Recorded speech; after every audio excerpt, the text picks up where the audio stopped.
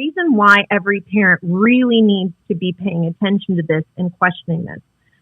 We have schools and the government giving intrusive surveys of children often. Sometimes daily, kids are given random surveys on Google Classroom by their teachers and asked all kinds of intrusive questions that parents wouldn't know about. And they're intruding into the home lives and the sexual habits of these kids regularly, and they're collecting data. Well, hey, everybody. Welcome to Our Watch with Tim Thompson. Always trying to bring good, solid information to you so you can be informed citizens and be the salt and the light that God has called you to be. We have somebody special on the program. She's actually back with us again. Kelly, so glad to have you here, Kelly Schenkoske. You're awesome. You're doing the research. You're being a voice. You are a sounding board for what parents need to know. And so we're grateful to have you back on today.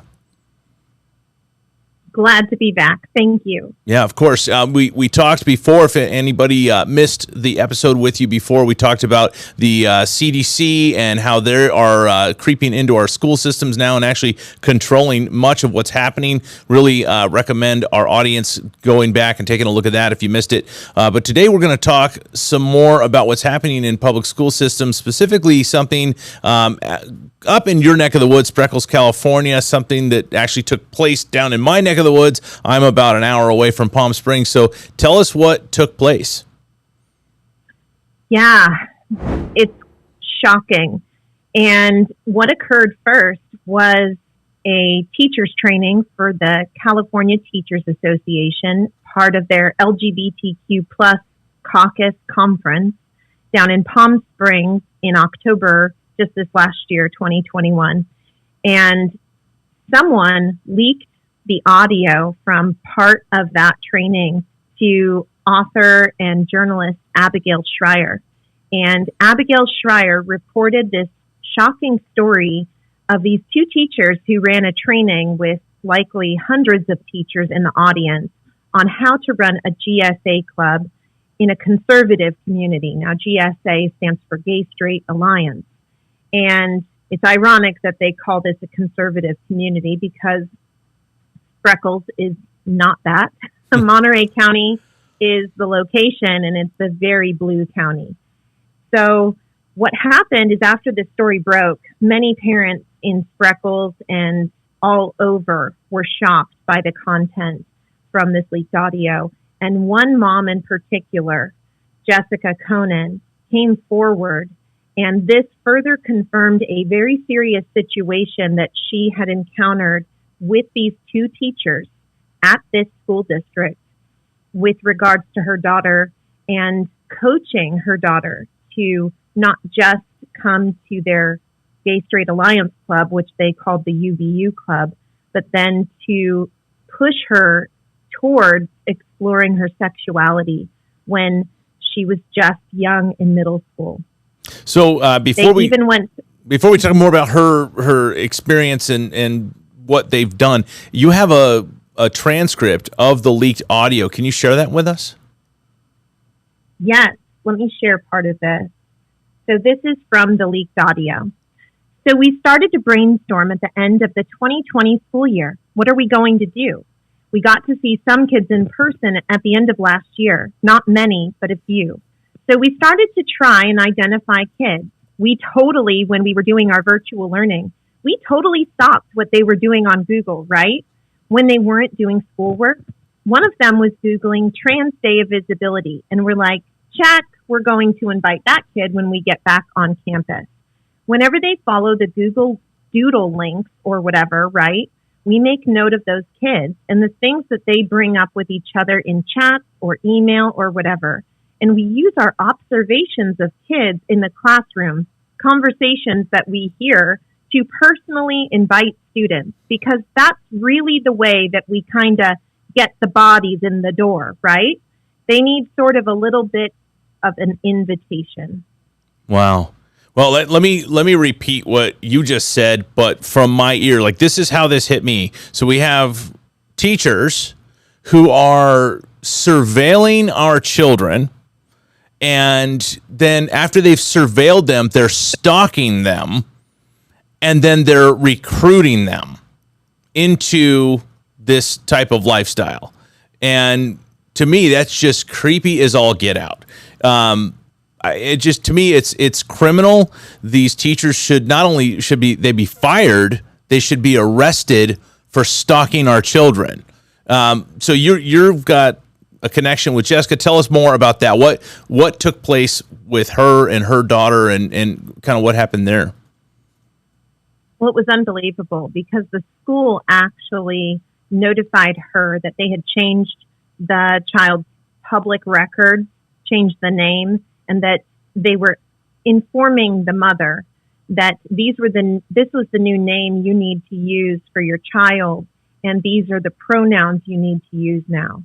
And it's a shocking story because they even had coached this girl into telling her that she was bisexual and then that she was transgender. This story ended up being reported first by Brad Jones of Epoch Times, all about Jessica and the daughter and what these teachers did. And then recently it was announced that Jessica is formally suing the school district, the principal, and both of these teachers. And the interesting twist of irony in all of this, one of the teachers' husbands worked on staff at the school as IT. And he resigned several months back. And recently it was just announced that both teachers have resigned. But the school district conducted what they called an investigation with a law firm that basically describes themselves on their website as priding themselves in being neutral and an excellent source for doing these investigations, which I question, especially after seeing what I've seen on this particular law firm. But the law firm came out with information of their investigation, the results, and they did validate that the leaked audio was authentic, but then they cleared the teachers of any wrongdoing. And this is very concerning because from what I am aware of with regards to this investigation, they did not interview the mother or her daughter, and they did not interview every person on staff at this school, even those who teach at that school site. And so I'm not even sure we could call it an investigation. And after what I've learned about this law firm, I'm not even sure I could ever say that they are able to be neutral because they've sponsored LGBT events, and they have also gone so far as to highlight Trans Day of Visibility on their own law firm Instagram account and refer to the Human Rights Campaign. And for those who are not familiar, the Human Rights Campaign supports what they call gender affirming care for not just adults we're talking about teens and children. Right. Yeah. I mean, you look at here in the state of California, you've got, even children's hospitals trying to have wellness centers on school campuses, providing these hormones or hormone suppression therapy. And they make no, they don't hide it at all. They're saying, hey, listen, it's hard to go through puberty. It's hard enough. So why would you want to go through the wrong puberty? So let's get them before they go through puberty. They're very, very clear about this, that is their agenda. You talked about the club here. I think it's important to note that you said that the club went by a certain name, and this is something that parents need to be aware of, is that many of these clubs won't call themselves the GSA Club anymore, the Gay Straight Alliance Club. They'll call themselves something else that kind of masks what's actually going on. Talk about that if you would. Yes, teachers and school districts are working very diligently to hide information from parents. And one in particular is the names of these clubs and when the clubs meet. For example, I have been informed that the California Teachers Association has conducted training on how to run these GSA clubs, even in elementary school.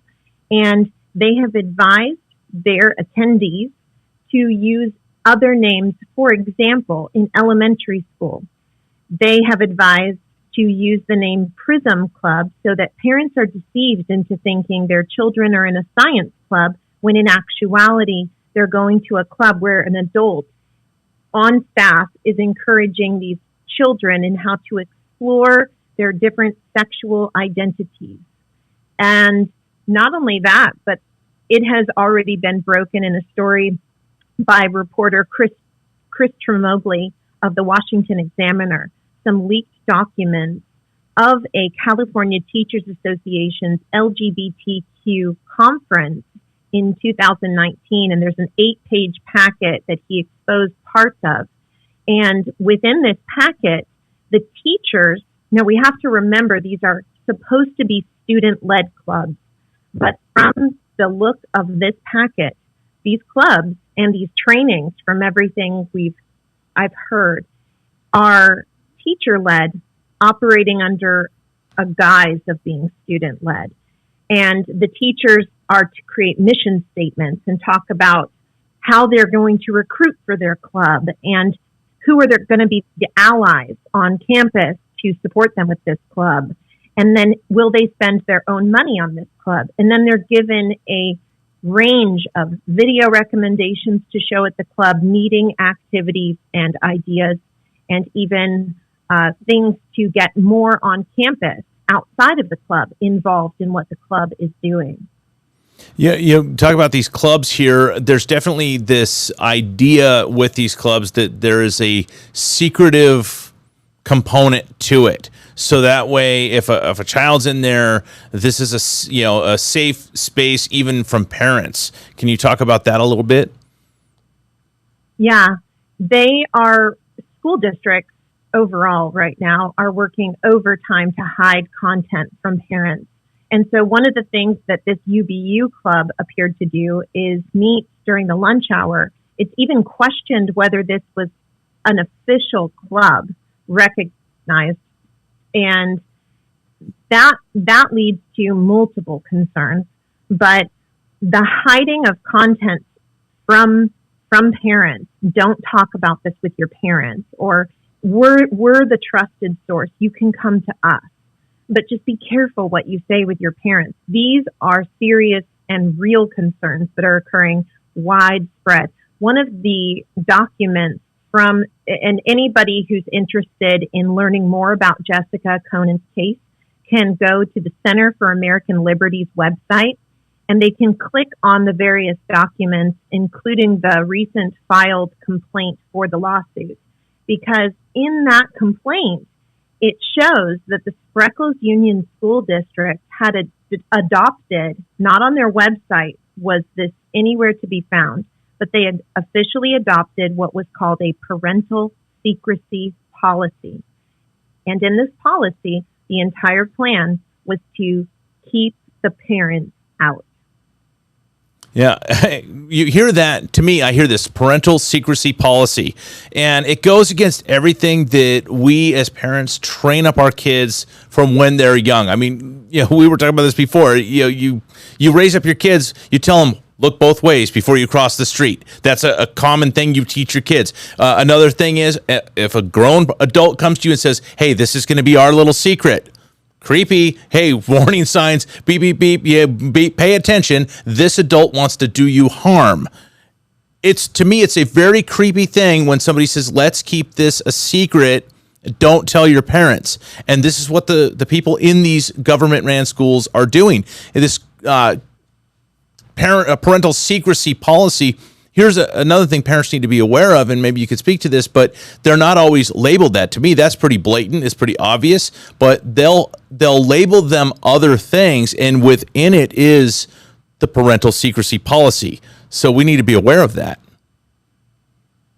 Yes, I've talked with various good teachers who have told me that they go through professional development trainings, and they're instructed by their own school district to not notify parents of the child's name or pronoun being used on school campuses. This really puts teachers in a tough position because they're having to remember already the names of every student, but now they're being told by school trainings that they have to use one name with the parent and another name on campus. And this pronoun with a parent and another pronoun on campus.